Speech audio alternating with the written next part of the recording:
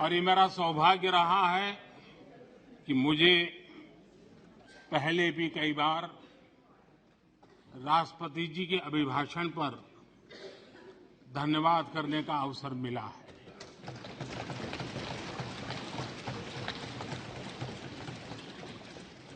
लेकिन इस बार मैं धन्यवाद के साथ साथ राष्ट्रपति महोदया जी का अभिनंदन भी करना चाहता हूं।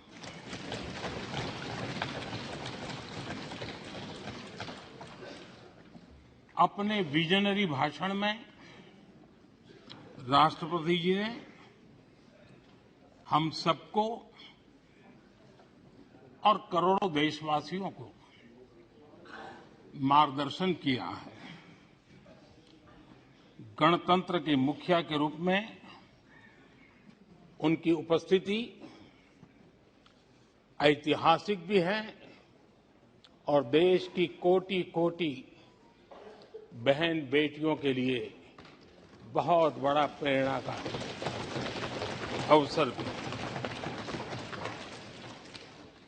आदरणीय राष्ट्रपति महोदया ने आदिवासी समाज का गौरव तो बढ़ाया ही है, लेकिन आज आजादी के इतने सालों के बाद आदिवासी समाज में जो गौरव की अनुभूति हो रही है, उनका जो आत्मविश्वास बढ़ा है,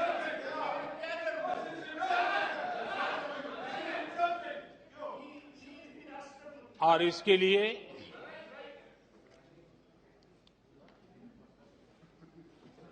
ये सदन भी और देश भी उनका आभारी हूं। राष्ट्रपति जी के भाषण में संकल्प से सिद्धि तक की यात्रा का बहुत बढ़िया तरीके से एक खाका खींचा गया।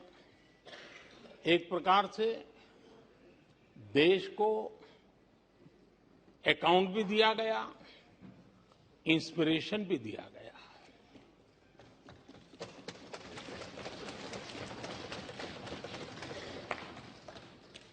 आदरणीय अध्यक्ष जी, यहां पर सभी माननीय सदस्यों ने इस चर्चा में हिस्सा लिया। हर किसी ने अपने अपने आंकड़े दिए, अपने अपने तर्क दिए और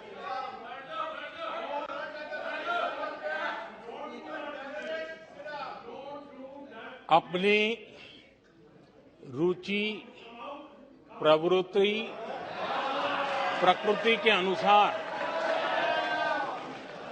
सबने अपनी बातें रखी। और जब इन बातों को गौर से सुनते हैं, उसे समझने का जब प्रयास करते हैं, तो ये भी ध्यान में आता है कि किसकी कितनी क्षमता है, किसकी कितनी योग्यता है, किसकी कितनी समझ है और किसका क्या इरादा है। ये सारी बातें प्रकट होती ही हैं और देश भली भांति तरीके से उसका मूल्यांकन भी करता है। मैं चर्चा में शामिल सभी माननीय सदस्यों का हृदय से आभार व्यक्त करता हूं। लेकिन मैं देख रहा था कल कुछ लोगों के भाषण के बाद पूरा इकोसिस्टम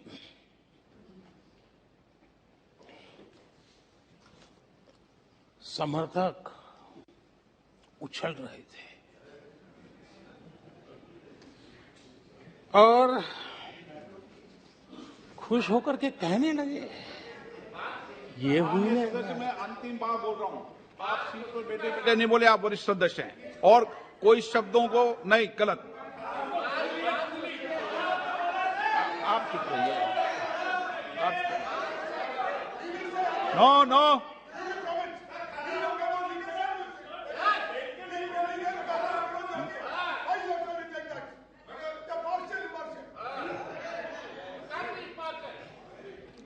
पूरा इकोसिस्टम उछल रहा था और कुछ लोग तो खुश होकर के कह रहे थे, ये हुई ना बात, बड़ा, शायद नींद भी अच्छी आई होगी,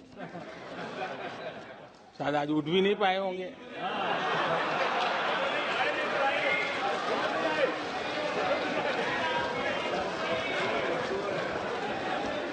और ऐसे लोगों के लिए कहा गया है, बहुत अच्छे ढंग से कहा गया है, ये कह कह करके हम, ये कह कह कर हम दिल को बहला रहे हैं, ये कह कह के हम दिल को बहला रहे हैं, वो अब चल चुके हैं, वो अब चल चुके हैं, वो अब आ रहे हैं। माननीय अध्यक्ष जी, जब राष्ट्रपति जी का भाषण हो रहा था, कुछ लोग कन्नी भी काट गए और एक बड़े नेता महामहिम राष्ट्रपति जी का अपमान भी कर चुके हैं। जनजातीय समुदाय के प्रति, जनजातीय समुदाय के प्रति प्लीज प्लीज प्लीज, आपको नफरत भी दिखाई दी है, प्लीज। और हमारे जनजातीय समाज के प्रति उनकी सोच क्या है। देखिए, सदन सदन के तरीके से चलेगा। आप लोग बोले थे, सबने सुना था, कोई डिस्टर्बेंस नहीं हो। नो, गलत। लेकिन जब इस प्रकार की बातें टीवी के सामने कही गई, तो भीतर पड़ा हुआ जो नफरत का भाव था, जो सच, वो बाहर आके ही रह गया। ये खुशी है। ठीक है, बाद में चिट्ठी लिख करके बचने की कोशिश तो की गई है। माननीय अध्यक्ष जी, जब राष्ट्रपति जी के भाषण पर चर्चा मैं सुन रहा था, तो मुझे लगा कि बहुत सी बातों को मौन रह करके कोई स्वीकार किया गया है। यानी एक प्रकार से सबके भाषण में सुनता था, तब लगा कि राष्ट्रपति जी के भाषण के प्रति किसी को इतराज नहीं है, किसी ने उसकी आलोचना नहीं की। भाषण की हर बात, अब देखिए क्या कहा है राष्ट्रपति जी ने, मैं उन्हीं के शब्द कोट करता हूं। राष्ट्रपति जी ने अपने भाषण में कहा था, जो भारत कभी अपनी अधिकांश समस्याओं के समाधान के लिए दूसरों पर निर्भर था, वही आज दुनिया की समस्याओं के समाधान का माध्यम बन रहा है। राष्ट्रपति जी ने यह भी कहा था, जिन मूल सुविधाओं के लिए देश की एक बड़ी आबादी ने दशकों तक इंतजार किया, वे इन वर्षों में उसे मिली है। बड़े बड़े घोटालों, सरकारी योजनाओं में भ्रष्टाचार की जिन समस्याओं से देश मुक्ति चाहता था, वह मुक्ति अब देश को मिल रही है। पॉलिसी पैरालिसिस की चर्चा से बाहर आकर आज देश और देश की पहचान तेज विकास और दूरगामी दृष्टि से लिए गए फैसलों के लिए हो रही है। ये पैराग्राफ जो मैं पढ़ रहा हूं वो राष्ट्रपति जी के भाषण के पैराग्राफ को मैं कोट कर रहा हूं और मुझे आशंका थी कि ऐसी बातों पर यहां जरूर इतराज करने वाले तो कुछ लोग निकलेंगे, वो विरोध करेंगे कि ऐसा कैसे बोल सकते हैं राष्ट्रपति। लेकिन मुझे खुशी है किसी ने विरोध नहीं किया, सबने स्वीकार किया, सबने स्वीकार किया। और माननीय अध्यक्ष जी, मैं 140 करोड़ देशवासियों का आभारी हूं कि सबके प्रयास के परिणाम आज इन सारी बातों को पूरे सदन में स्वीकृति मिली है। इससे बड़ा गौरव का विषय क्या हो सकता है। आदरणीय अध्यक्ष जी, सदन में हंसी मजाक, टीका टिप्पणी, नोक-झोंक ये तो होता रहता है, लेकिन ये नहीं भूलना चाहिए कि आज राष्ट्र के रूप में गौरवपूर्ण अवसर हमारे सामने खड़े हैं। गौरव के क्षण हम जी रहे हैं। राष्ट्रपति जी के पूरे भाषण में जो बातें हैं वो 140 करोड़ देशवासियों के सेलिब्रेशन का अवसर है। देश ने सेलिब्रेट किया है। माननीय अध्यक्ष जी, 100 साल में आई हुई ये भयंकर बीमारी, महामारी, दूसरी तरफ युद्ध की स्थिति, बटा हुआ विश्व, इस स्थिति में भी, इस संकट के माहौल में भी देश को जिस प्रकार से संभाला गया है, देश जिस प्रकार से संभला है, इससे पूरा देश आत्मविश्वास से भर रहा है, गौरव से भर रहा है। आदरणीय अध्यक्ष जी, चुनौतियों के बिना जीवन नहीं होता है। चुनौतियां तो आती हैं, लेकिन चुनौतियों से ज्यादा सामर्थ्यवान है 140 करोड़ देशवासियों का जज्बा। 140 करोड़ देशवासियों का सामर्थ्य चुनौतियों से भी ज्यादा मजबूत है, बड़ा है और सामर्थ्य से भरा हुआ है। इतनी बड़ी भयंकर महामारी, बटा हुआ विश्व, युद्ध के कारण हो रहे विनाश, अनेकों देशों में अस्थिरता का माहौल है।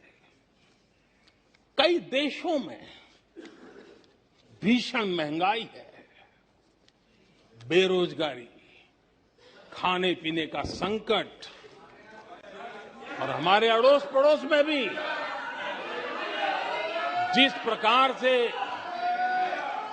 हालत बने हुई है, ऐसी स्थिति में माननीय अध्यक्ष जी, कौन हिंदुस्तानी इस बात पे गर्व नहीं करेगा कि ऐसे समय में भी देश दुनिया की 5वीं बड़ी अर्थव्यवस्था बना है।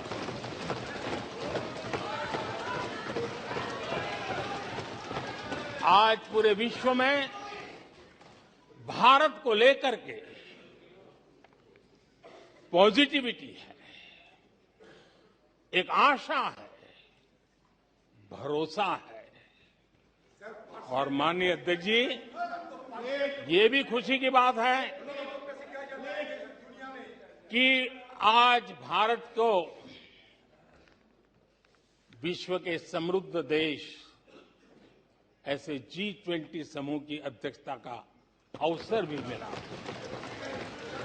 ये देश के लिए गर्व की बात है। ये देश के लिए गर्व की बात है। 140 करोड़ देशवासियों के लिए गौरव की बात है। लेकिन मुझे लगता है, पहले मुझे नहीं लगता था, लेकिन अभी लग रहा है शायद इससे भी कुछ लोगों को दुख हो रहा है। 140 करोड़ देशवासियों में किसी को दुख नहीं हो सकता है। वो आत्मनिरीक्षण करे, वो कौन लोग हैं जिसको इसका भी दुख हो रहा है। माननीय अध्यक्ष जी,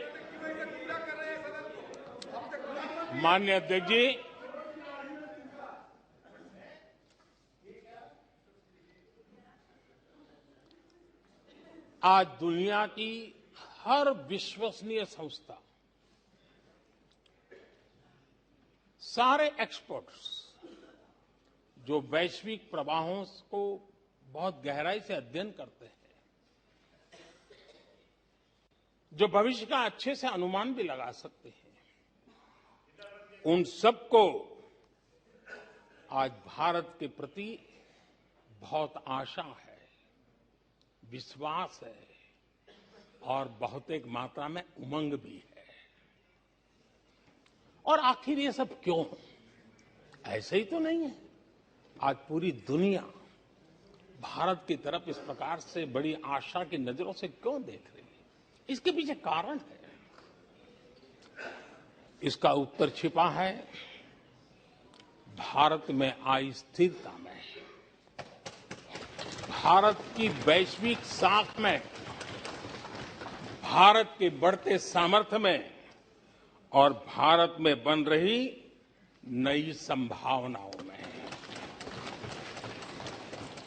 माननीय अध्यक्ष जी, हमारी रोजमर्रा की जिंदगी में जो बातें हो रही है, उसी को मैं अगर शब्दबद्ध करूं और कुछ बातें उदाहरण से समझाने की कोशिश करूं।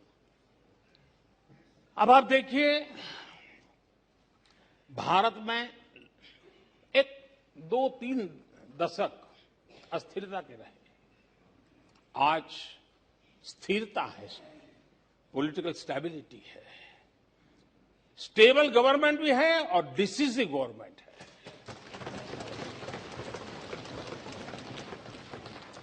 और उसका भरोसा स्वाभाविक होता है। एक निर्णायक सरकार, एक पूर्ण बहुमत से चलने वाली सरकार, वो राष्ट्र हित में फैसले लेने का सामर्थ्य रखती है। और ये वो सरकार है, रिफॉर्म आउट ऑफ कंपल्सन नहीं, रिफॉर्म आउट ऑफ कन्विक्शन हो रहे हैं। और हम इस मार्ग पर हटने वाले नहीं, हम चलते रहेंगे। देश को समय की मांग के अनुसार जो चाहिए वो देते रहेंगे। माननीय अध्यक्ष जी, एक और उदाहरण की तरफ मैं जाना चाहूंगा। इस कोरोना काल में मेड इन इंडिया वैक्सीन तैयार हुई।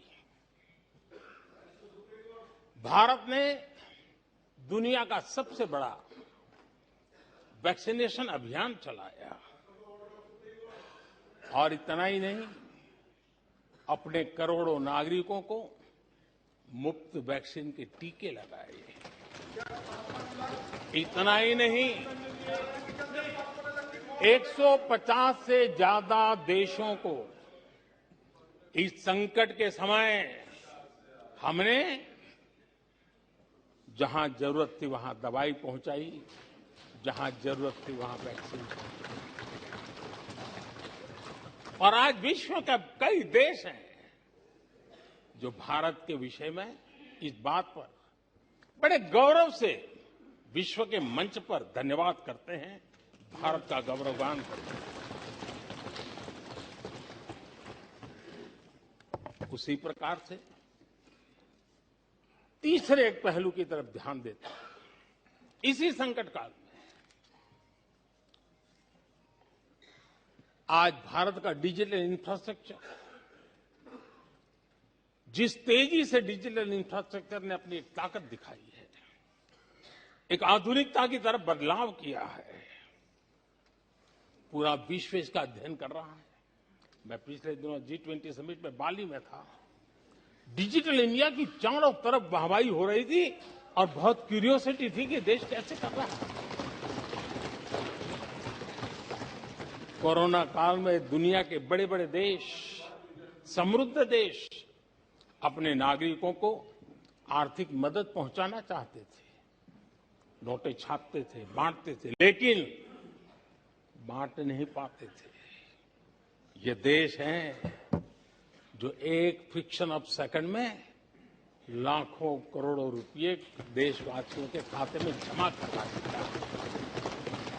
हजारों करोड़ रुपए ट्रांसफर हो जाते हैं। एक समय था छोटी छोटी टेक्नोलॉजी के लिए देश तरसता था। आज देश में बहुत बड़ा फर्क महसूस हो रहा है। टेक्नोलॉजी के क्षेत्र में देश बड़ी ताकत के साथ आगे बढ़ रहा है।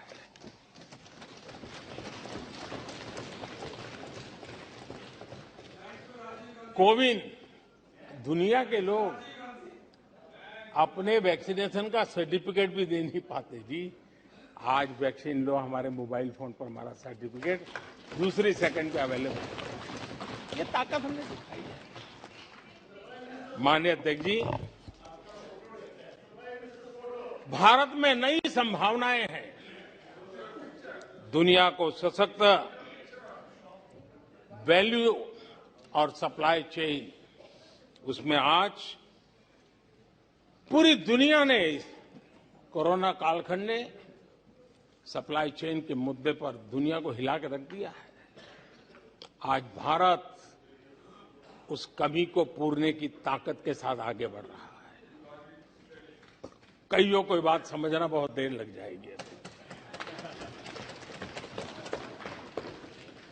भारत आज इसी दिशा में एक मैन्युफैक्चरिंग हब के रूप में उभर रहा है और दुनिया भारत की समृद्धि में अपनी समृद्धि देख रही है। माननीय अध्यक्ष जी,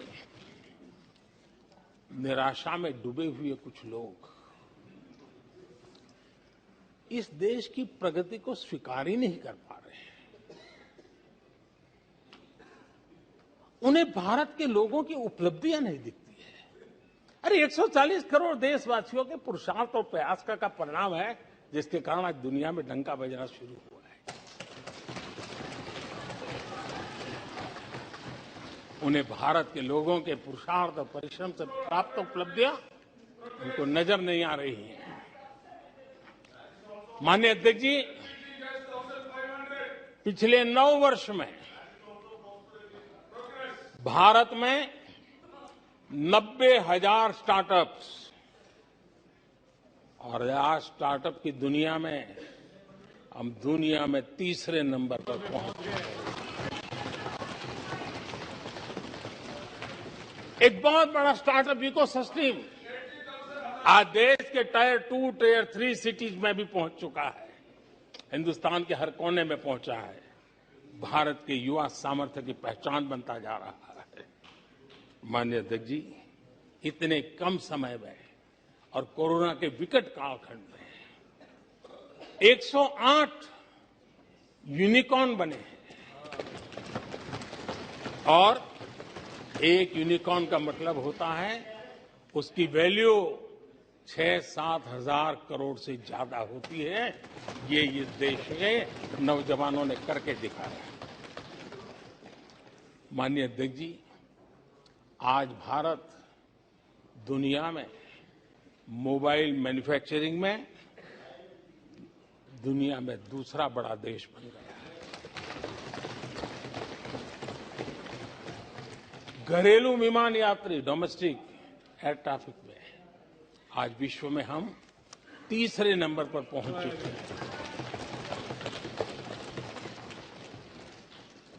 एनर्जी कंजम्पशन प्रगति के एक मानदंड माना जाता है। आज भारत एनर्जी कंजम्पशन में दुनिया में एक कंज्यूमर के रूप में तीसरे नंबर पर हम पहुंच चुके हैं। रिन्यूएबल एनर्जी की कैपेसिटी में हम दुनिया में चौथे नंबर पर पहुंच चुके हैं। स्पोर्ट्स कभी हमारी कोई पूछ नहीं होती थी, कोई पूछता नहीं था। आज स्पोर्ट्स की दुनिया में हर स्तर पर भारत के खिलाड़ी अपना रुतबा दिखा रहे हैं, अपना सामर्थ्य दिखा रहे हैं। एजुकेशन समेत हर क्षेत्र में आज भारत आगे बढ़ रहा है। पहली बार, माननीय अध्यक्ष जी, गर्व होगा, पहली बार हायर एजुकेशन में एनरोलमेंट वालों की संख्या 4 करोड़ से ज्यादा हो गई। इतना ही नहीं, बेटियों की भी भागीदारी बराबर होती जा रही है।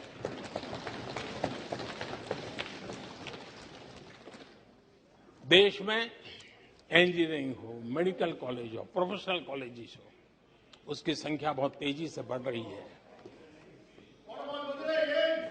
स्पोर्ट्स के अंदर भारत का परचम ओलंपिक हो, कॉमनवेल्थ हो, हर जगह पे हमारे बेटे, हमारी बेटियों ने शानदार प्रदर्शन किया है। माननीय अध्यक्ष जी, किसी भी भारतीय को ऐसी अनेक बातें मैं गिना सकता हूं। राष्ट्रपति जी ने अपने भाषण में कई बातें कही हैं। देश में हर स्तर पर, हर क्षेत्र में, हर सोच में आशा ही आशा नजर आ रही है।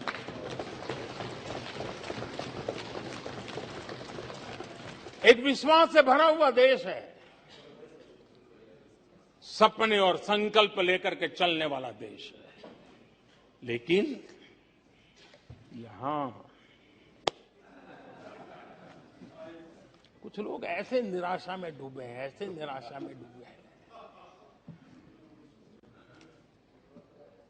काका हाथरसी ने एक बड़ी मजेदार बात कही थी। काका हाथरसी ने कहा था, आगा पीछा देखकर क्यों होते गमगीन,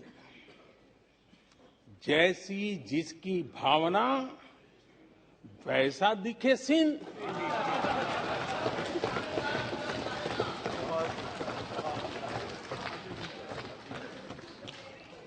आदरणीय अध्यक्ष जी, आखिर ये निराशा भी ऐसे नहीं आई है। इसके पीछे कारण है। एक तो जनता का हुक्म, बार बार हुक्म, लेकिन साथ साथ इस निराशा के पीछे जो अंतर मन में पड़ी हुई चीज है, जो चैन से सोने नहीं देती है, और क्या है? पिछले 10 साल में 2014 के पहले 2004 से 14 भारत की अर्थव्यवस्था खस्ता हाल हो गई। निराशा नहीं होगी तो क्या होगा? 10 साल में महंगाई डबल डिजिट रही, और इसलिए कुछ अगर अच्छा होता है तो निराशा और उभर करके आती है। और जिन्होंने बेरोजगारी दूर करने के वादे किए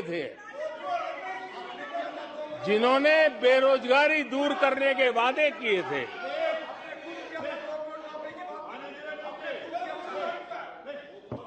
माननीय अध्यक्ष जी, एक बार जंगल में 2 नौजवान शिकार करने के लिए गए और वो गाड़ी में अपनी बंदूक नीचे उतार करके थोड़ा टहलने लगे। उन्होंने सोचा कि थोड़ा अभी आगे चलना है तो थोड़ा जरा हाथ पैर ठीक कर ले, लेकिन गए थे तो बाघ का शिकार करने के लिए, और उन्होंने देखा आगे जाएंगे तो बाघ मिलेगा। लेकिन हुआ ये कि वहीं पर बाघ दिखाई दिया। अभी नीचे उतरे थे, अपनी गाड़ी में बंदूक वहीं पड़ी थी। बाघ दिखा, अब करे क्या? तो उन्हें लाइसेंस दिखाया कि मेरे पास बंदूक का लाइसेंस है।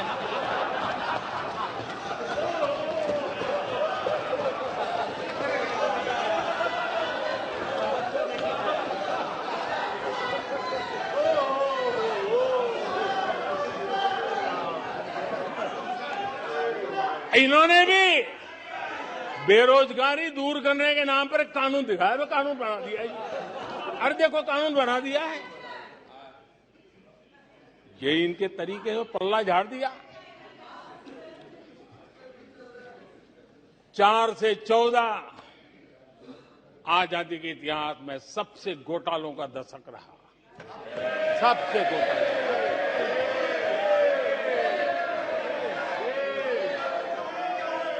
वही 10 साल, यूपीए के वो 10 साल, कश्मीर से कन्याकुमारी, कश्मीर से कन्याकुमारी, भारत के हर कोने में आतंकवादी हमलों का सिलसिला चलता रहा। 10 साल हर नागरिक असुरक्षित था। चारों तरफ यही सूचना रहती थी कि कोई अनजानी चीज को हाथ मत लगाना, अनजानी चीज से दूर रहना, वही खबरें रहती थी। 10 साल में जम्मू कश्मीर से लेकर नॉर्थ ईस्ट तक हिंसा ही हिंसा देश का शिकार हो गया था। उस 10 साल में भारत की आवाज ग्लोबल प्लेटफॉर्म पर इतनी कमजोर थी कि दुनिया सुनने तक तैयार नहीं। आदरणीय अध्यक्ष जी, इनकी निराशा का कारण ये भी है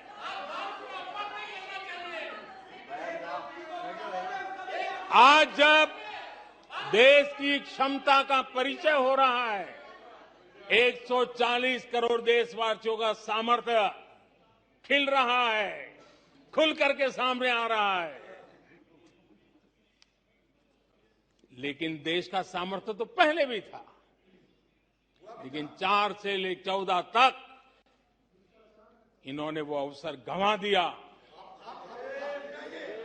और यूपीए की पहचान बन गई, हर मौके को मुसीबत में पलट दिया, हर मौके को मुसीबत में पलट दिया। जब टेक्नोलॉजी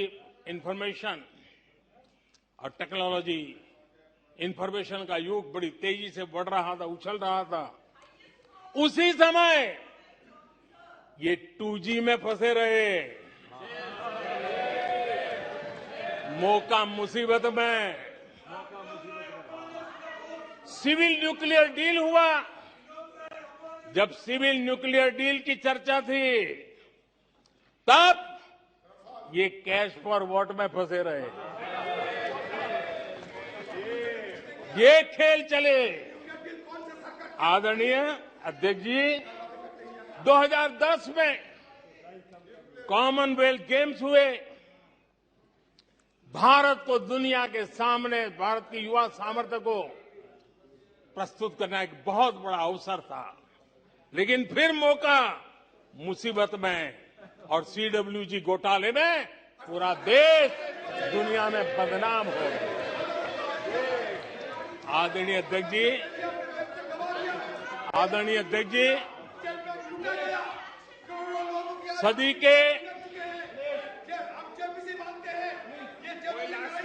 सदी के दूसरे दशक में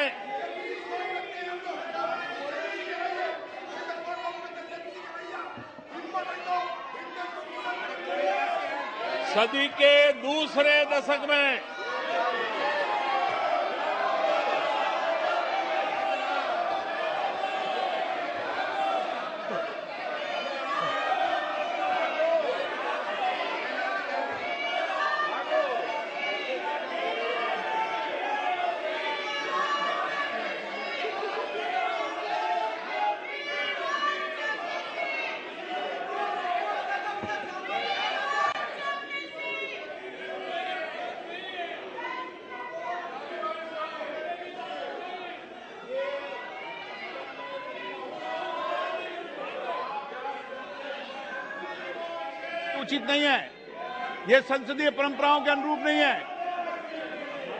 आप बिना तथ्यों के बोलते हैं और फिर सुनते नहीं हैं।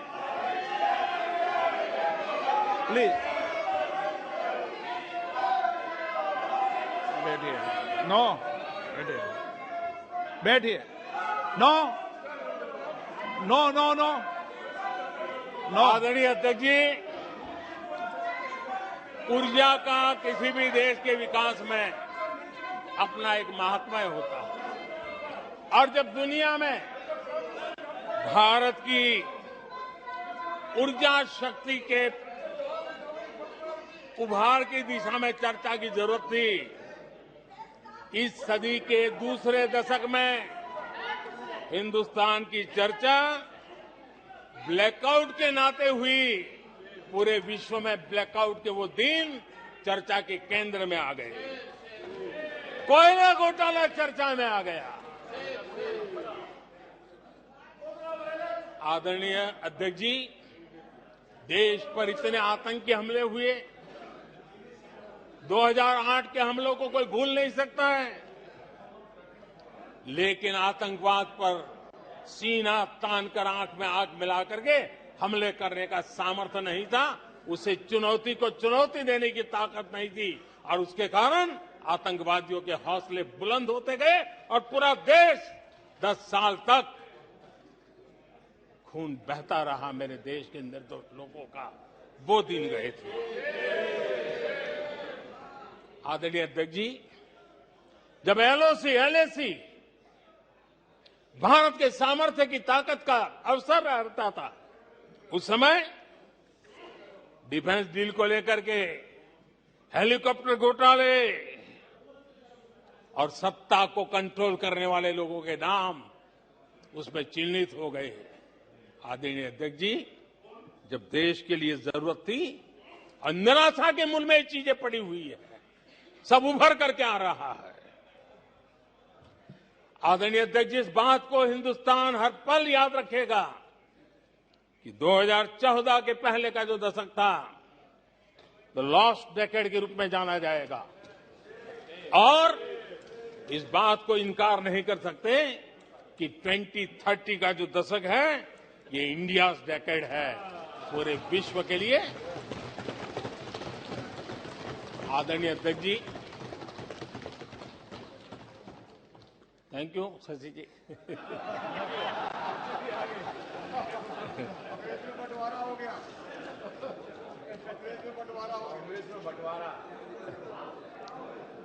आदरणीय अध्यक्ष जी,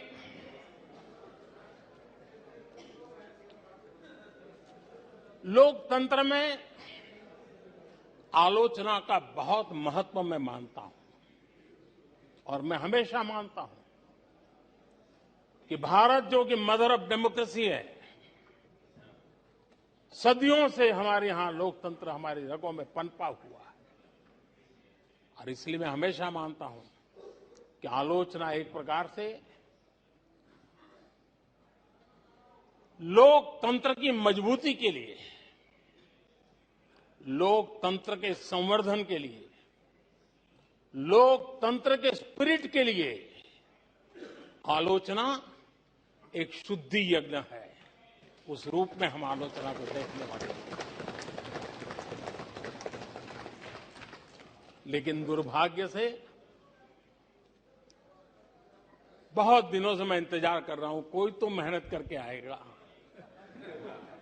कोई तो एनालिसिस करके कोई आलोचना करेगा ताकि देश को कुछ लाभ हो, लेकिन 9 साल आलोचना नहीं आरोपों में गंवा दिए जिन्होंने, सिवाय आरोप, गाली गलौज, कुछ भी बोल दो, इसके सिवाय कुछ नहीं किया। गलत आरोप। और हाल ये चुनाव हार जाओ, ईवीएम खराब, दे दो गाली। चुनाव हार जाओ, चुनाव आयोग को गाली दे दो। क्या तरीका है? अगर कोर्ट में फैसला पक्ष में नहीं आया तो सुप्रीम कोर्ट को गाली दे दो, उसकी आलोचना कर दो। अगर भ्रष्टाचार की जांच हो रही है, अगर भ्रष्टाचार की जांच हो रही है,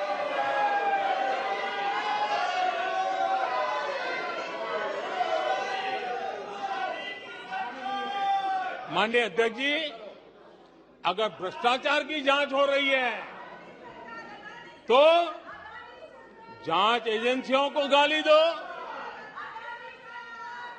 अगर सेना पराक्रम करे, सेना अपना शौर्य दिखाए और वो नैरेटिव देश के जन जन के अंदर एक नया विश्वास पैदा करे, तो सेना की आलोचना करो, सेना को गाली दो, सेना पर आरोप करो। कभी आर्थिक देश की प्रगति की खबरें आए, आर्थिक प्रगति की चर्चा हो, विश्व के सारे संस्थान भारत के आर्थिक गौरवगान करे, तो यहां से निकलो, आरबीआई को गाली दो, भारत के आर्थिक संस्थानों को गाली दो। आदरणीय अध्यक्ष जी, हमने 9 साल देखा है, माननीय कंस्ट्रक्टिव क्रिटिसिज्म की जगह, माननीय आप सदन के नेता हैं, आप माननीय सदस्यों को समझा दें, लोकतंत्र के लिए जिसकी ये आवश्यकता है, संसदीय परंपरा के अनुरूप नहीं है कि बैठे बैठे बोलें। नो, गलत, नो, नो, आपने भी बोला है, गलत तरीका है ये। नो, बैठ जाइए, गलत तरीका है। ना ना, जब सदन के नेता बोल रहे हैं तो आपको मर्यादा से सुनना चाहिए। प्लीज बैठिए। माननीय प्रधानमंत्री जी। माननीय अध्यक्ष जी, पिछले 9 साल हमने देखा है कुछ लोगों की बैंक्रप्सी को देखा है कि कंस्ट्रक्टिव क्रिटिसिज्म की जगह कंपल्सिव क्रिटिक्स ने ले ली है, और ये कंपल्सिव क्रिटिक्स इसी में डूबे हुए हैं, खोए हुए हैं। माननीय अध्यक्ष जी, सदन में भ्रष्टाचार की जांच करने वाली एजेंसियों के बारे में बहुत कुछ कहा गया, और मैंने देखा कि बहुत सारे विपक्ष के लोग इस विषय में सूर मिला रहे थे। मिले मेरा तेरा सूर।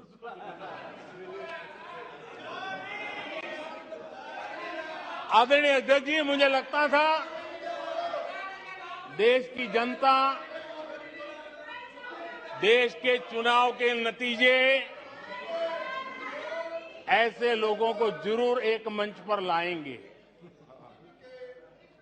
लेकिन वो तो हुआ नहीं। लेकिन इन लोगों ने ईडी का धन्यवाद करना चाहिए कि ईडी के कारण ये लोग एक मंच पे आए हैं। ईडी ने एक लोगों को एक मंच पर ला दिया है।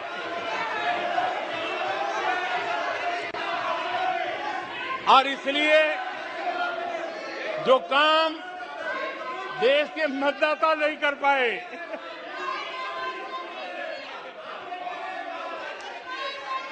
आदरणीय अध्यक्ष जी, मैं कई बार सुन रहा हूं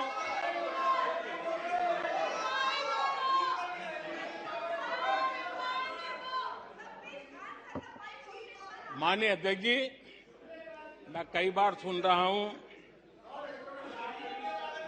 यहाँ कुछ लोगों को हार्वर्ड स्टडी का बड़ा क्रेज है। हार्वर्ड स्टडी है, बड़ा क्रेज है। कोरोना काल में ऐसा ही कहा गया था और कांग्रेस ने कहा था कि भारत की बर्बादी पर हार्वर्ड में केस स्टडी होगी, ऐसा कहा था।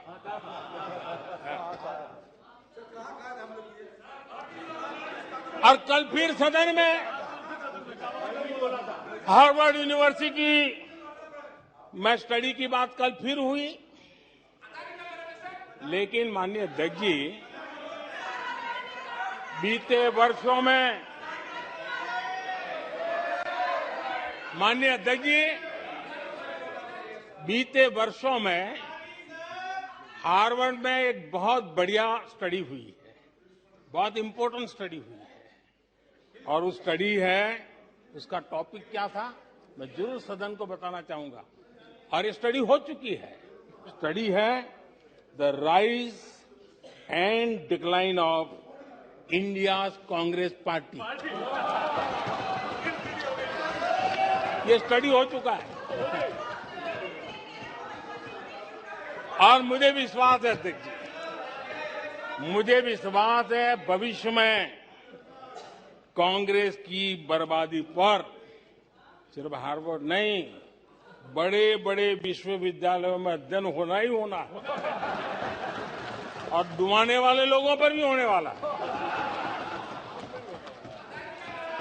आदरणीय अध्यक्ष जी, मैं ऐसे लोगों के लिए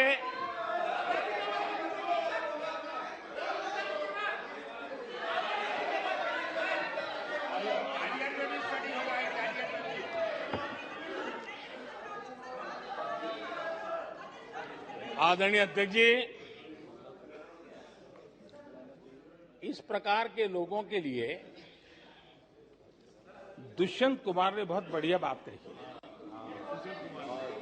और दुष्यंत कुमार ने जो कहा है बहुत फिट बैठता है। उन्होंने कहा है, तुम्हारे पांव के नीचे,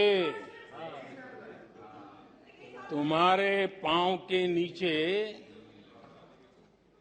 कोई जमीन नहीं, तुम्हारे पांव के नीचे कोई जमीन नहीं। कमाल ये है कि फिर भी तुम्हें यकीन नहीं।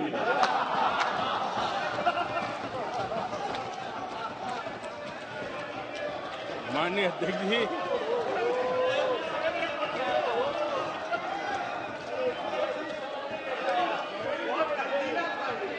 आदरणीय अध्यक्ष जी, सुनो फिर। आदरणीय अध्यक्ष जी, ये लोग बिना सर पैर की बातें करने के आदी होने के कारण उनको ये भी याद नहीं रहता है कि वो खुद का कितना कॉन्ट्राडिक्शन कहते हैं। कभी एक बात, कभी दूसरी बात, कभी एक तरफ, कभी दूसरी तरफ। हो सकता है वो आत्मचिंतन करके खुद के अंदर जो विरोधाभास है उसको भी तो ठीक करेंगे। अब 2014 से ये लगातार कोस रहे हैं, हर मौके पर कोस रहे हैं, भारत कमजोर हो रहा है, भारत की कोई सुनने को तैयार नहीं है, भारत की दुनिया में कोई वजूद नहीं रहा, न जाने क्या क्या कहा। और अब क्या कह रहे हैं? अब कह रहे हैं कि भारत इतना मजबूत हो गया है कि दूसरे देशों को दबकाकर फैसले करवा रहा है।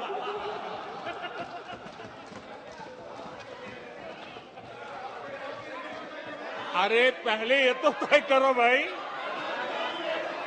कि भारत कमजोर हुआ है कि मजबूत हुआ है। माननीय अध्यक्ष जी,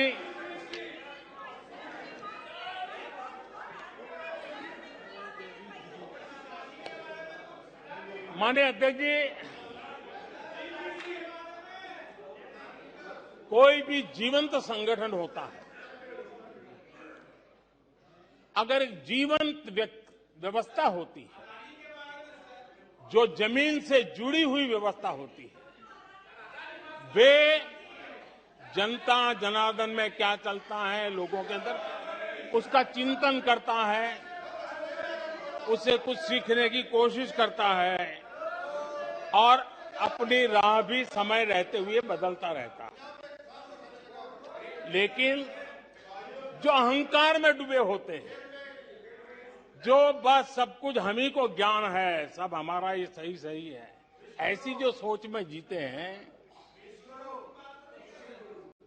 उनको लगता है कि मोदी को गाली दे करके ही हमारा रास्ता निकलेगा। मोदी पर झूठे अनाप शनाप कीचड़ उछाल करके ही रास्ता निकलेगा।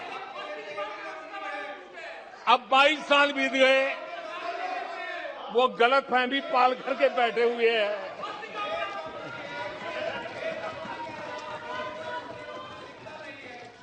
आदरणीय अध्यक्ष जी, मोदी पे भरोसा अखबार की सुर्खियों से पैदा नहीं हुआ है। मोदी पे ये भरोसा टीवी पर चमकते चेहरों से नहीं हुआ है। जीवन खपा दिया है, पल पल खपा दी है, देश के लोगों के लिए खपा दी है, देश के उज्जवल भविष्य के लिए खपा दी है।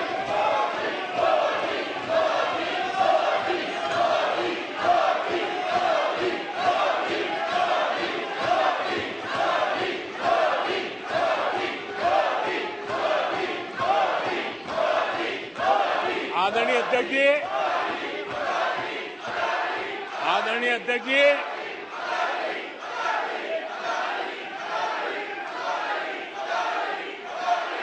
आदरणीय अध्यक्ष जी,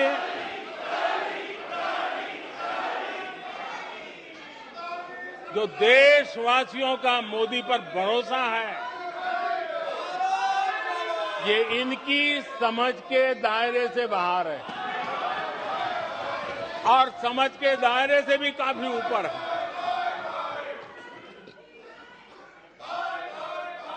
क्या ये झूठे आरोप लगाने वालों पर मुफ्त राशन प्राप्त करने वाले मेरे देश के 80 करोड़ देशवासी क्या कभी उन पर भरोसा करेंगे क्या? आदरणीय अध्यक्ष जी, one nation one ration card देश भर में कहीं पर भी गरीब से गरीब को भी जब राशन मिल जाता है, वो आपकी झूठी बातों पर, आपके गलत गलीच आरोपों पर कैसे भरोसा करेगा? आदरणीय अध्यक्ष जी, जिस किसान के खाते में साल में 3 बार पीएम किसान सम्मान निधि के 11 करोड़ किसानों के खाते में पैसा जमा होते हैं, वो आपकी गालियां, आपके झूठे आरोपों पर विश्वास कैसा करेगा? आदरणीय अध्यक्ष जी, जो कल फुटपाथ पर जिंदगी जीने के लिए मजबूर था, जो झुग्गी झोपड़ी में जिंदगी बसर करता था, ऐसे 3 करोड़ से ज्यादा लोगों को पक्के घर मिले हैं। उनको तुम्हारी ये गालियां, ये तुम्हारे झूठी बातें क्यों वो भरोसा करेगा? अध्यक्ष जी, आदरणीय अध्यक्ष जी, 9 करोड़ लोगों को मुफ्त गैस का कनेक्शन मिला है, वो आपकी झूठ को कैसे स्वीकार करेगा? 11 करोड़ बहनों को इज्जत घर मिला है, शौचालय मिला है, वो आपके झूठ को कैसे स्वीकार करेगा? आदरणीय अध्यक्ष जी, आजादी के 75 साल बीत गए, 8 करोड़ परिवारों को आज नल से जल मिला है। वो माताएं तुम्हारे झूठ को कैसे स्वीकार करेगी? तुम्हारी गलतियों को, गालियों को कैसे स्वीकार करेगी? आयुष्मान भारत योजना से 2 करोड़ परिवारों को मदद पहुंची है। जिंदगी बच गई है उनकी। मुसीबत के समय मोदी काम आया है। तुम्हारी गालियां को वो कैसे स्वीकार करेगा? कैसे स्वीकार करेगा? आदरणीय अध्यक्ष जी, आपकी गालियां, आपके आरोपों को इन कोटि आदरणीय अध्यक्ष जी, आपकी गालियों को, आपके आरोपों को इन कोटि भारतीयों से होकर के गुजरना पड़ेगा, जिनको दशकों तक मुसीबतें में जिंदगी जीने के लिए तुमने मजबूर किया था। आदरणीय अध्यक्ष जी, कुछ लोग अपने लिए, अपने परिवार के लिए बहुत कुछ तबाह करने पर लगे हुए हैं। अपने लिए, अपने परिवार के लिए जी रहे हैं। मोदी तो 25 करोड़ देशवासियों के परिवार का सदस्य है। आदरणीय अध्यक्ष जी, 140 करोड़ देशवासियों के आशीर्वाद, ये मेरा सबसे बड़ा सुरक्षा कवच है। और गालियों के शस्त्र से, झूठ के शस्त्रास्त्रों से इस सुरक्षा कवच को कभी तुम भेद नहीं सकते हो। वो विश्वास का सुरक्षा कवच है और इन शस्त्रों से तुम कभी भेद नहीं सकते हो। आदरणीय अध्यक्ष जी,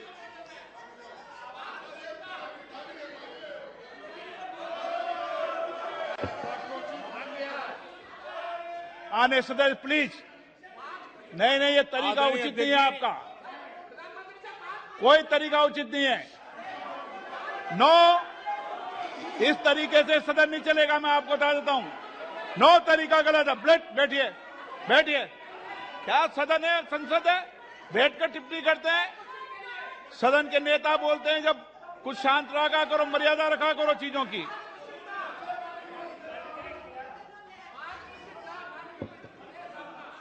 आदरणीय अध्यक्ष जी, हमारी सरकार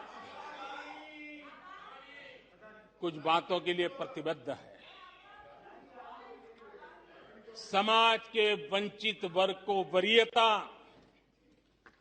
उस संकल्प को लेकर के हम जी रहे हैं। उस संकल्प को लेकर के चल रहे हैं। दशकों तक दलित, पिछड़े, आदिवासी जिस हालत में उनको छोड़ दिया गया था,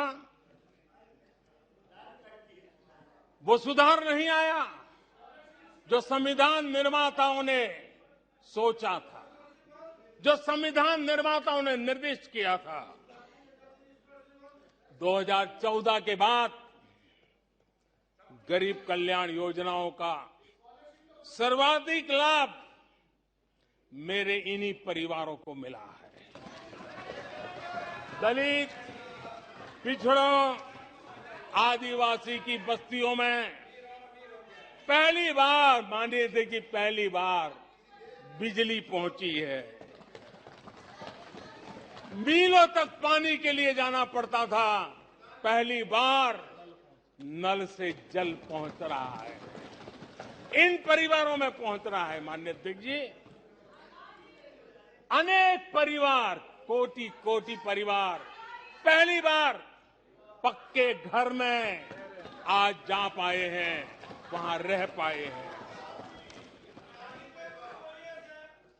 आदरणीय अध्यक्ष जी, जो बस्तियां आपने छोड़ दी थी, आपके लिए चुनाव के समय ही जिसकी याद आती थी, आज सड़क हो, बिजली हो, पानी हो, इतना ही नहीं 4G कनेक्टिविटी भी वहां पहुंच रही है। आदरणीय अध्यक्ष जी, पूरा देश गौरव कर रहा है। आज एक आदिवासी राष्ट्रपति के रूप में जब देखते हैं, पूरा देश गौरवगान कर रहा है। आज देश में आदि जाति समूह के नर नारी, जिन्होंने मातृभूमि के लिए जीवन तर्पण कर दिए, आजादी के जंग का नेतृत्व किया, उनका पुण्य स्मरण आज हो रहा है और हमारे आदिवासियों का गौरव दिवस मनाया जा रहा है। और हमें गर्व है कि ऐसी महान हमारे आदिवासी परंपरा के प्रतिनिधि के रूप में एक महिला देश का नेतृत्व कर रही है, राष्ट्रपति के रूप में काम कर रही है। हमने उनका हक दिया है। आदरणीय जी,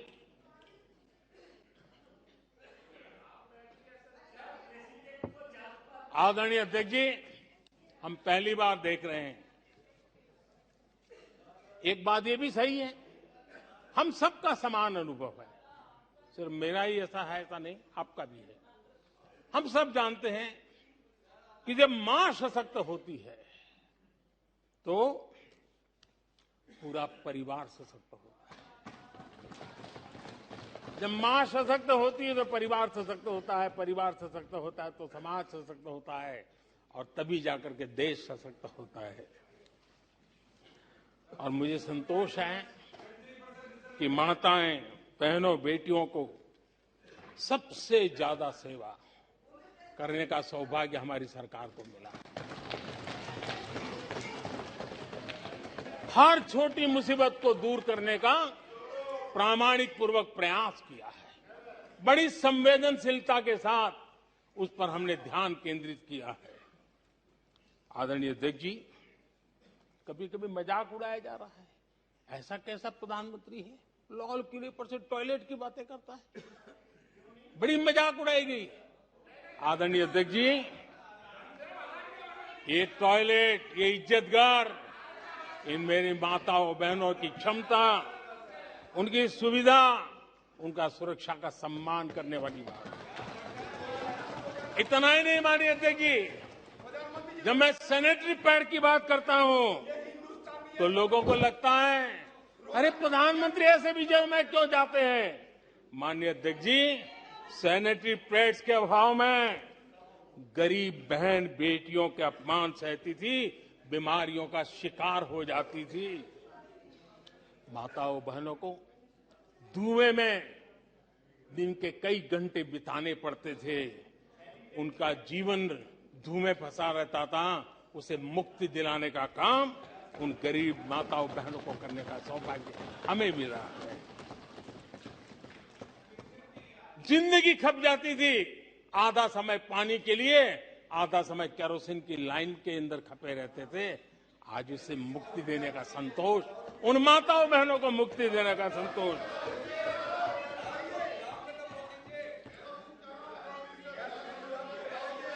माननीय अध्यक्ष जी, जो पहले चलता था, अगर वैसा ही हम चलने देते, शायद कोई हमें सवाल भी नहीं पूछता कि मोदी जी ये क्यों नहीं किया, वो क्यों नहीं किया, क्योंकि देश को आपने ऐसी स्थिति में ला दिया था कि इससे बाहर निकल ही नहीं सकता था। वैसी निराशा में देश को झोंक कर रखा हुआ था। हमने उज्ज्वला योजना से धुएं से मुक्ति दिलाई, जल जीवन से पानी दिया, बहनों के सशक्तिकरण के लिए काम किया।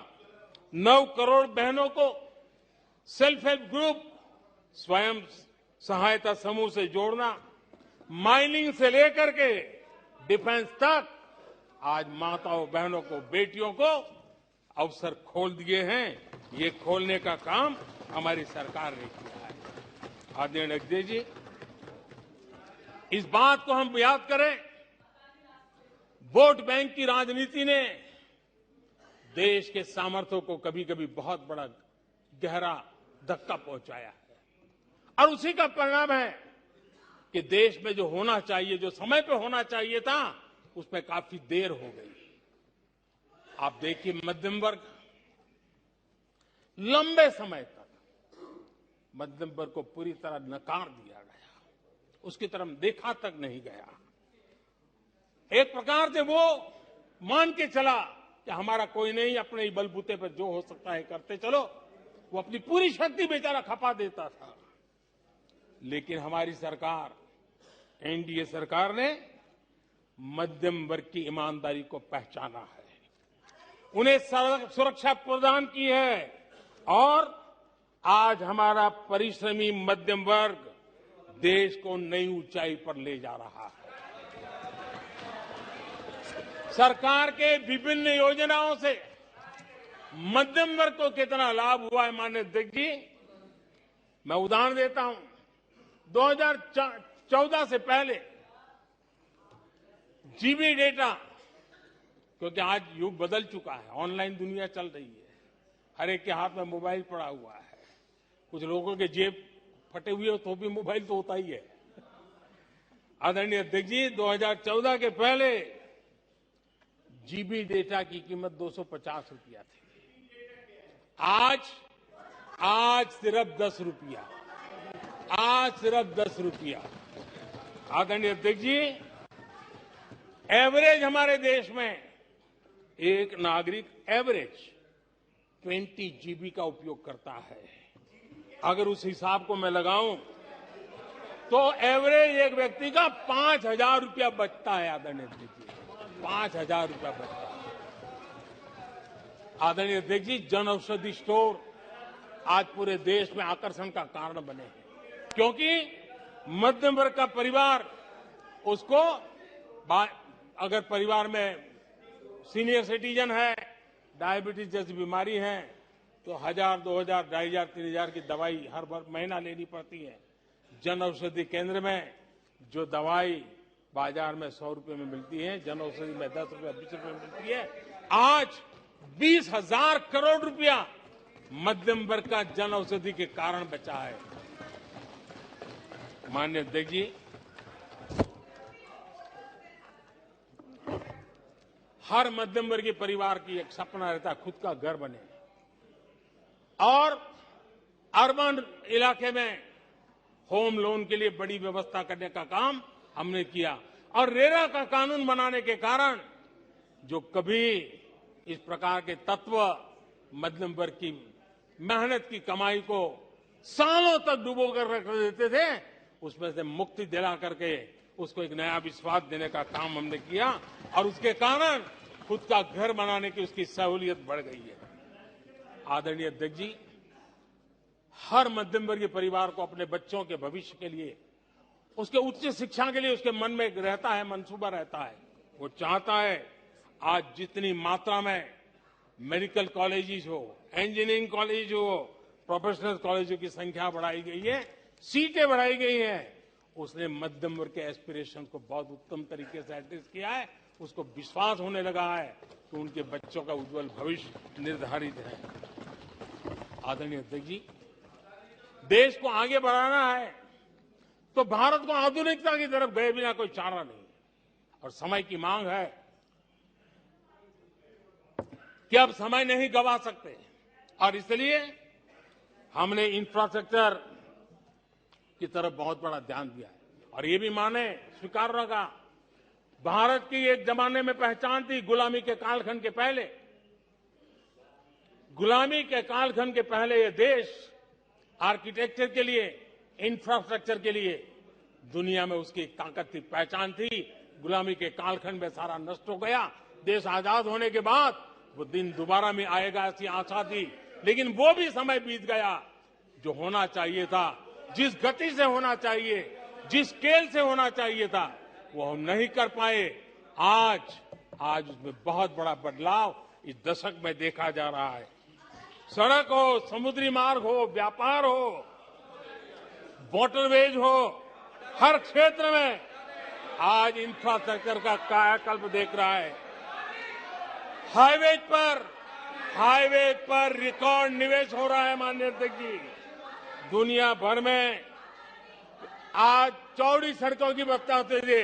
भारत में चौड़ी सड़कें, हाईवे, एक्सप्रेसवे आज देश की नई पीढ़ी देख रही है। भारत में वैश्विक स्तर के अच्छे हाईवे, एक्सप्रेस दिखे, इस दिशा में हमारा काम है। पहले रेलवे इंफ्रास्ट्रक्चर अंग्रेजों ने जो देकर के गए, उसी पर भी हम बैठे रहे, उसी को हमने अच्छा मान लिया, गाड़ी चलती थी। आदरणीय अध्यक्ष जी, वो समय था, आदरणीय अध्यक्ष जी, जो समय था, जिस प्रकार से अंग्रेजों छोड़ करके गए थे, उसी भाव में जीते रहे। और रेलवे की पहचान क्या बन गई थी? रेलवे यानी धक्का मुक्की, रेलवे यानी एक्सीडेंट, रेलवे यानी लेट लतीफ। यही यानी एक स्थिति थी, लेट लतीफ में एक कहावत बनी गई थी, रेलवे यानी लेट लतीफी। एक समय था हर महीने एक्सीडेंट होने वाली घटनाएं बार बार आती थी। एक समय था एक्सीडेंट एक किस्मत बन गई थी। लेकिन अब ट्रेनों के अंदर वंदे भारत की मांग, हर एमपी चिट्ठी लिखता है, मेरे यहां वंदे भारत चालू करो। आज रेलवे स्टेशनों का कायाकल्प हो रहा है, आज एयरपोर्ट का कायाकल्प हो रहा है। 70 साल में 70 एयरपोर्ट, 70 साल में 70 एयरपोर्ट, 9 साल में 70 एयरपोर्ट। देश में वाटरवेज भी बन रहा है। आज वाटरवेज पर ट्रांसपोर्टेशन हो रहा है। आदरणीय अध्यक्ष जी, देश आधुनिकता की तरफ बढ़े, इसके लिए आधुनिक इंफ्रास्ट्रक्चर को बल देते हुए, आदरणीय अध्यक्ष जी,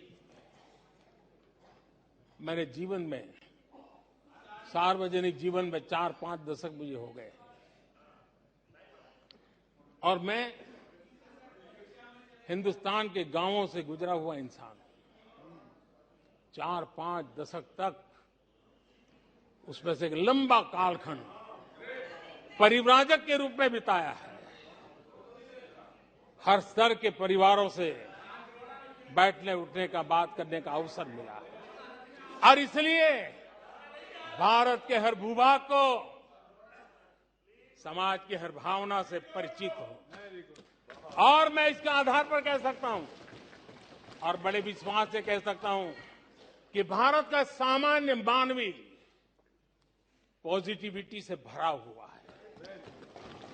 सकारात्मकता उसके स्वभाव का, उसके संस्कार का हिस्सा है। भारतीय समाज नेगेटिविटी को सहन कर लेता है, स्वीकार नहीं करता है, ये उसकी प्रकृति नहीं। भारतीय समुदाय का स्वभाव खुशमिजाज है, स्वप्नशील समाज है, सत्कर्म के रास्ते पर चलने वाला समाज है, सृजन कार्य से जुड़ा हुआ समाज है।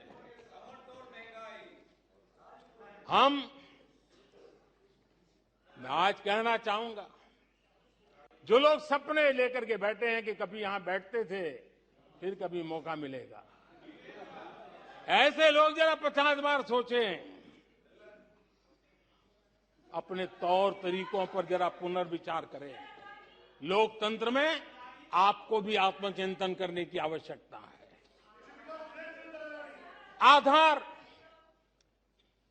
आज डिजिटल लेन देन का सबसे बड़ा महत्वपूर्ण अंग बन गया। आपने उसको भी निराधार करके रख दिया था, अब उसके भी पीछे पड़ गए थे। उसको भी रोकने के लिए कोर्ट कचहरी तक को छोड़ा नहीं था। जीएसटी को न जाने क्या क्या कह दिया गया, पता नहीं। लेकिन आज हिंदुस्तान की अर्थव्यवस्था को और सामान्य मानवी को जीवन सुगम बनाने में जीएसटी ने एक बहुत बड़ी भूमिका अदा की। वो जमा एचएएल को कितनी गालियां दी गई, किस प्रकार से बड़े बड़े फोरम का मिसयूज किया गया। आज एशिया का सबसे बड़ा हेलीकॉप्टर बनाने वाला हब बन चुका है, जहां से तेजस हवाई जहाज सैकड़ों की संख्या में बन रहे हैं। भारतीय सेना के हजारों करोड़ रुपए का ऑर्डर आज एचएएल के पास है। भारत के अंदर आज वाइब्रेंट डिफेंस इंडस्ट्री आगे आ रही है। आज भारत डिफेंस एक्सपोर्ट करने लगा है। माननीय अध्यक्ष जी, हिंदुस्तान के हर नौजवान को गर्व होता है। निराशा में डूबे हुए लोगों से अपेक्षा नहीं है। आदरणीय अध्यक्ष जी, आप जानते हैं भली भांति, समय सिद्ध कर रहा है। जो कभी यहां बैठते थे वो वहां जाने के बाद भी फेल हुए हैं। वहां जाने के बाद भी फेल हुए हैं और देश पास होता जा रहा है, डिस्टिंक्शन पे जा रहा है। और इसलिए समय की मांग है कि आज निराशा में डूबे हुए लोग थोड़ा स्वस्थ मन रख के आत्मचिंतन करें। आदरणीय अध्यक्ष जी, यहां जम्मू कश्मीर की भी चर्चा हुई। जम्मू कश्मीर की भी चर्चा हुई और जो अभी अभी जम्मू कश्मीर घूम कर गए उन्होंने देखा होगा कितने आन बान शान के साथ आप जम्मू कश्मीर में जा सकते, घूम सकते, फिर सकते। आदरणीय अध्यक्ष जी, पिछली शताब्दी के उत्तरार्ध में आदरणीय अध्यक्ष जी, पिछली शताब्दी के उत्तरार्ध में मैं भी जम्मू कश्मीर में यात्रा लेके गया था और लाल चौक में तिरंगा फहराने का संकल्प ले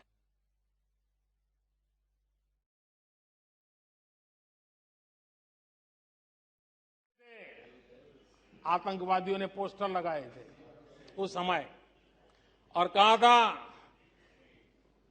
कि देखते हैं किसने अपनी मां का दूध पिया है जो लाल चौक में आके तिरंगा फहराता है। पोस्टर लगे थे और उस दिन 24 जनवरी थी। मैंने जम्मू के अंदर बड़ी सभा में कहा था, अध्यक्ष जी मैं पिछली शताब्दी की बात कर रहा हूं, और तब मैंने कहा था आतंकवादी कान खोल करके सुन ले। उस दिन मैंने कहा था आतंकवादी कान खोल करके सुन ले। 26 जनवरी को ठीक 11 बजे मैं लाल चौक पहुंचूंगा, बिना सिक्योरिटी आऊंगा, बुलेट प्रूफ जैकेट के बिना आऊंगा और फैसला लाल चौक में होगा किसने अपनी मां का दूध पिया।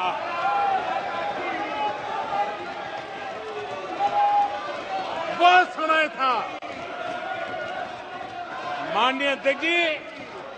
और जब श्रीनगर के लाल चौक में तिरंगा फहराया उसके बाद मैंने मीडिया के लोग पूछने लगे। मैंने कहा था कि आमतौर पर तो 15 अगस्त और 26 जनवरी को जब भारत का तिरंगा लहराता है तो भारत के आयुध, भारत के बारूद सलामी देते हैं, आवाज करके देते हैं। मैंने कहा आज जब मैं लाल चौक के अंदर तिरंगा फहरा हूं, दुश्मन देश का बारूद भी सलामी कर रहा है, गोलियां चला रहा था, बंदूकें बम फोड़ रहा था। आदरणीय अध्यक्ष जी, आज जो शांति आई है, आज चैन से जा सकते हैं, सैकड़ों की तादाद में जा सकते हैं। ये माहौल और पर्यटन की दुनिया में कई दशकों के बाद सारे रिकॉर्ड जम्मू कश्मीर ने तोड़े हैं। आज जम्मू कश्मीर में लोकतंत्र का उत्सव मनाया जा रहा है। आदरणीय अध्यक्ष जी, आज जम्मू कश्मीर में हर घर तिरंगा का सफल कार्यक्रम होते हैं। मुझे खुशी है, कुछ लोग हैं जो कभी कहते थे तिरंगे से शांति बिगड़ने का खतरा लगता था। कुछ लोगों को ऐसा कहते थे कि तिरंगे से जम्मू कश्मीर में शांति बिगड़ने का खतरा लगता था। वक्त देखिए, वक्त का मजा देखिए, अब वो भी तिरंगा यात्रा में शरीक हो रहे हैं।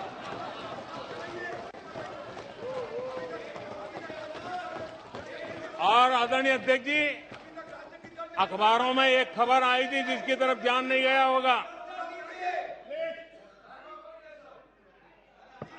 आदरणीय अध्यक्ष जी, उसी समय अखबारों में एक खबर आई थी क्योंकि लोग टीवी में चमकने की कोशिश में लगे थे, लेकिन उसी समय श्रीनगर के अंदर दशकों बाद थिएटर हाउसफुल चल रहे थे।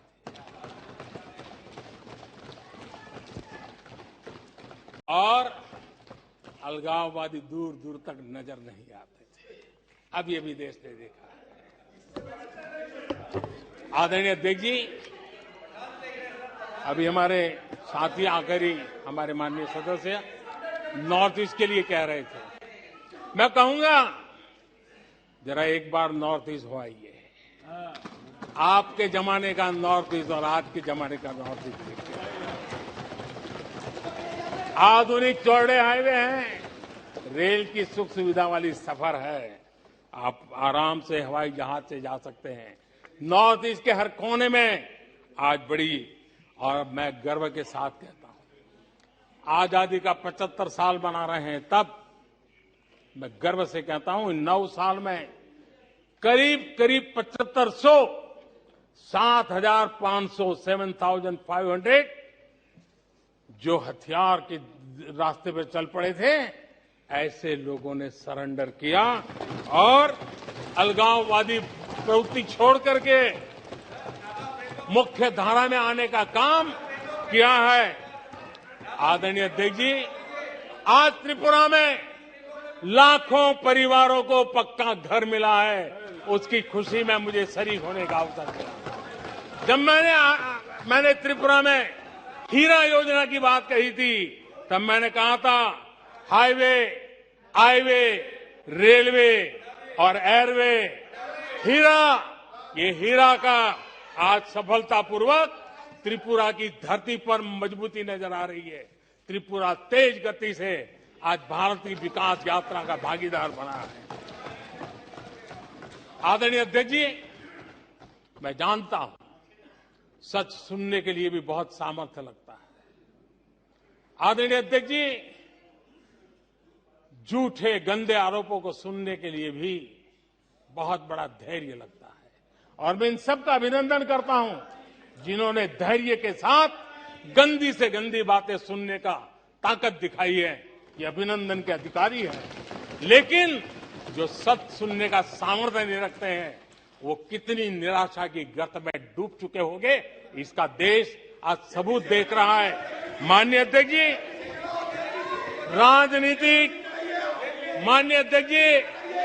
राजनीतिक मतभेद हो सकते हैं, विचारधाराओं में मतभेद हो सकते हैं, लेकिन ये देश अजरा अमर है। आओ हम चल पड़े 2047 आजादी के 100 साल मनाएंगे, एक विकसित भारत बना के रहेंगे, एक सपना लेकर के चले, एक संकल्प लेकर के चले, पूरे सामर्थ्य के साथ चले।